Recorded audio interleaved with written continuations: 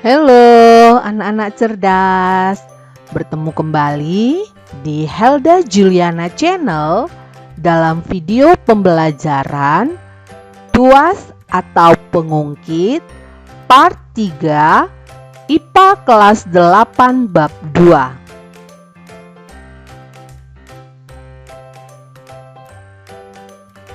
Siapa di antara anak-anak cerdas yang pernah bermain seperti animasi ini? Tentunya pernah bermain dengan alat ini kan, Nak? Nah, alat ini dinamakan tuas atau pengungkit yang termasuk ke dalam kelompok pesawat sederhana. Pasti anak-anak cerdas pernah kan dengar kata pesawat sederhana? Pesawat sederhana adalah alat bantu sederhana yang digunakan untuk mempermudah manusia dalam melakukan usaha. Jadi, tuas atau pengungkit adalah pesawat sederhana yang berupa batang dengan tumpu di salah satu titiknya dan digunakan untuk mengangkat beban. Terdapat beberapa istilah tuas atau pengungkit. Di antaranya yang pertama ada titik tumpu, adalah titik tempat alat itu bertumpu. Yang kedua ada titik kuasa, adalah titik tempat gaya kuasa yang diberikan. Yang ketiga ada titik beban, adalah titik tempat beban itu berada. Antara titik tumpu dan titik kuasa ada lengan kuasa, adalah jarak antara titik tumpu dengan titik kuasa. Antara titik tumpu dengan titik beban ada lengan beban, adalah jarak antara titik tumpu dengan titik beban. Ada kuasa adalah gaya, ada beban menyatakan berat beban. Rumus tuas atau pengungkit. Perhatikan gambar ini. Di sini ada gambar tuas atau pengungkit yang memiliki ada T menyatakan titik tumpu, F menyatakan gaya kuasa, W menyatakan beban. Antara titik tumpu dengan beban ada panjang lengan beban atau LB. Antara titik tumpu dengan gaya kuasa ada panjang lengan kuasa atau disebut dengan LK. Jadi untuk rumus tuas atau pengungkit secara matematika dituliskan W kali LB sama dengan F kali LK, dan persamaan KM sama dengan W per F sama dengan LK per LB, dengan W adalah berat beban satuannya Newton. W itu bisa dirumuskan M kali G massa kali percepatan gravitasi. F adalah gaya kuasa satuannya Newton. LB adalah lengan beban satuannya meter. LK lengan kuasa satuannya meter. KM keuntungan mekanik, dia tidak punya satuan. Kita masuk ke contoh. 1. Perhatikan gambar berikut. Nah, di sini ada gambar tuas atau pengungkit ya, Nak. Jika panjang AB 20 cm, hitung panjang BC agar tuas dalam keadaan seimbang. Kita selesaikan. Nah, perhatikan gambar. Dari gambar bisa kita buat diketahui. Yang pertama yaitu ada diketahui W atau berat beban bernilai 250 Newton. Ada gaya kuasa F sama dengan 50 Newton. Panjang lengan AB, berarti yang ini ya nak, bernilai atau LB sama dengan 20 cm. Yang ditanya adalah panjang lengan kuasa atau LK.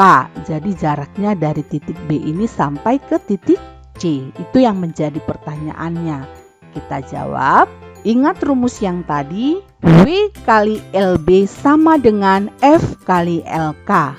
Kita masukkan angka-angkanya. W sama dengan dia 250 kali LB 20 sama dengan 50 kali LK. Kita kalikan, 5.000 sama dengan 50 kali LK. Maka LK sama dengan 5.000 dibagi 50, maka hasil LK adalah 100 cm. Contoh kedua, sebuah tuas memiliki lengan beban 10 cm dan lengan kuasa 1 meter. Jika kita ingin mengangkat beban yang memiliki berat 50 Newton, berapa gaya yang harus kita gunakan? Tentukan pula keuntungan mekanis alat tersebut. Untuk menyelesaikannya, kita buat terlebih dahulu diketahui pada soal ada lengan beban atau LB sama dengan 10 cm. Ada lengan kuasa, nilainya 1 meter, kita ubah ke cm. 1 meter sama dengan 100 cm. Ada W sama dengan 50 Newton. Yang ditanya adalah gaya, F, dan keuntungan mekanik. Kita jawab. Yang ditanya adalah F. Ingat rumus yang tadi. W kali LB sama dengan F kali LK. Kita masukkan angkanya. W tadi 50 kali LB 10 sama dengan F kali LK 100. Kita kali 50 kali 10 adalah 500 sama dengan F kali 100. Maka F sama dengan 500 bagi 10, hasilnya adalah 5 Newton. Yang B, km sama dengan W per F.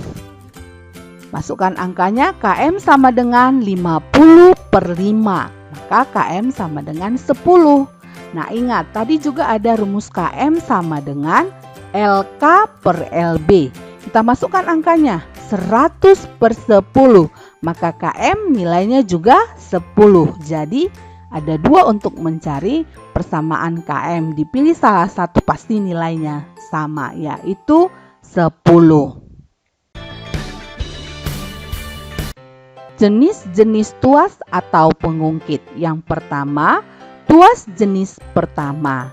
Pada tuas jenis pertama, letak titik tumpu berada di tengah atau berada di antara titik beban dan titik kuasa. Contoh, alat bermain yang sering disebut dengan jungkat-jungkit. Ada gunting, kita lihat. Ini dia posisi dari titik tumpu gunting. Ini untuk bebannya, ini untuk kuasa. Ada palu, di mana posisi dari titik tumpunya adalah ini, posisi kuasa dan posisi beban. Ada tang, posisi titik tumpunya di sini, ada bebannya ini, dan posisi kuasa di sini. 2. Tuas jenis kedua. Pada tuas jenis kedua, letak titik beban berada di tengah atau berada di antara titik tumpu dengan titik kuasa. Contohnya, alat pemecah kemiri.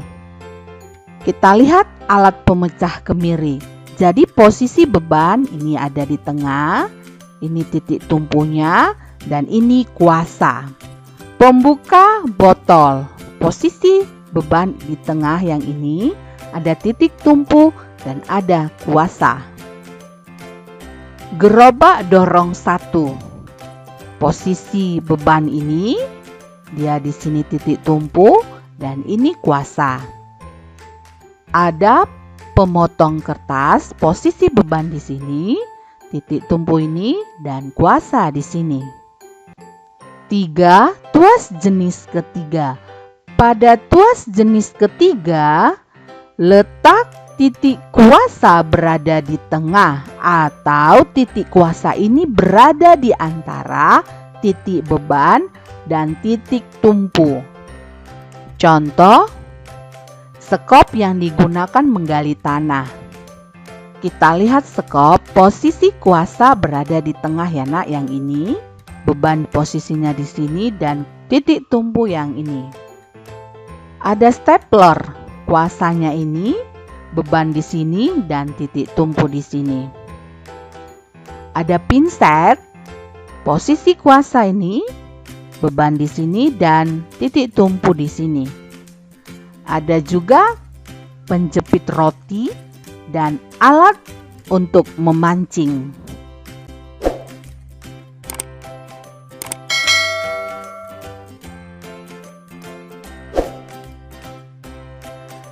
Selain pada peralatan yang biasa kita gunakan pada kehidupan sehari-hari tersebut, prinsip pesawat sederhana juga ada yang berlaku pada struktur otot dan rangka manusia. Contohnya, pada saat mengangkat barbel, telapak tangan yang menggenggam barbel berperan sebagai gaya beban. Titik tumpu atau penumpu berada pada siku atau sendi di antara lengan atas dan lengan bawah. Dan kuasa, berarti yang ini ya nak, adalah lengan bawah. Jadi titik tumpu berada di antara lengan beban ini dan lengan kuasa. Oleh karena itu, lengan disebut sebagai pesawat sederhana pengungkit jenis ketiga. Untuk lebih jelasnya gambar otot manusianya, kita bisa lihat di gambar ini ya nak. Tadi yang A adalah seseorang mengangkat barbel, yang B di sini posisi lengan kuasa. Nah, lihat di sini nak, ini. Yang ini lengan kuasa ya, dan lengan beban dan penumpu pada tangan saat mengangkat barbel. Jadi ini tadi telapak tangannya merupakan gaya beban. Ini penumpunya berada pada siku. Ini dia kuasa. Ini ada lengan kuasa dan lengan beban.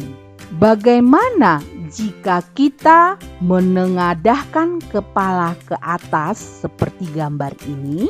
Nah, apa hubungannya kepada prinsip kerja pesawat sederhana dan struktur otot serta rangka manusia? Kita lihat ya nak, pada gambar ada dia K. Ini menyatakan titik kuasa, P titik tumpu, B titik beban. Jadi pada saat menengadahkan kepala ke atas, otot leher, nah lihat, yang ini otot leher ya nak, berperan sebagai kuasa. Tulang leher, berarti yang ini nak, tulang leher, berperan sebagai penumpu. Tengkorak kepala bagian rahang, berarti yang ini, berperan sebagai beban. Bagaimana pada saat kaki jinjit seperti gambar ini? Nah, di sini K adalah titik kuasa, B titik beban, P titik tumpu. Jadi pada saat kaki jinjit, otot betis, yang ini nak, otot betis, berperan sebagai kuasa.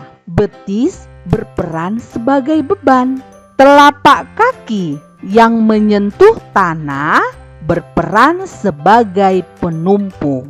Prinsip kerja pesawat sederhana bisa juga pada saat kita bermain bulu tangkis. Nah, lihat di sini ada gambar bermain bulu tangkis. Kita analisa satu-satu, maka di sini nanti ada pengungkit jenis 1 sampai 3 berlaku. Di mana posisi-posisinya kita lihat. Yang pertama di bagian atas, yaitu bagian kepala yang ini ya nak. Nah, kalau diperbesar dia bentuknya ini. Di sini berlaku pengungkit jenis pertama karena titik tumpu, yang ini titik tumpu, berada di antara kuasa dan beban. Hal ini terjadi ketika pemain bulu tangkis menggunakan otot leher untuk menengadahkan kepalanya. Yang kedua, pada posisi lengan. Yang ini ya, kalau diperbesar, ini termasuk pengungkit jenis ketiga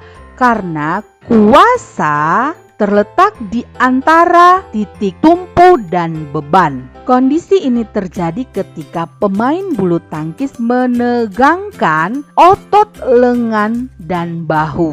Yang ketiga, pada posisi kaki di bawah, diperbesar bentuknya seperti ini, termasuk kepada pengungkit jenis kedua karena beban berada di antara titik tumpu dan kuasa. Kondisi ini terjadi ketika otot betis pemain bulu tangkis mengangkat beban tubuhnya dengan bertumpu pada jari kakinya. Untuk bahan evaluasi, kalian bisa berlatih dengan soal-soal ini untuk menambah pengetahuan anak-anak cerdas. Demikianlah video pembelajaran yang bisa saya bagikan bagi anak-anak cerdas hari ini. Kiranya bermanfaat. Terima kasih.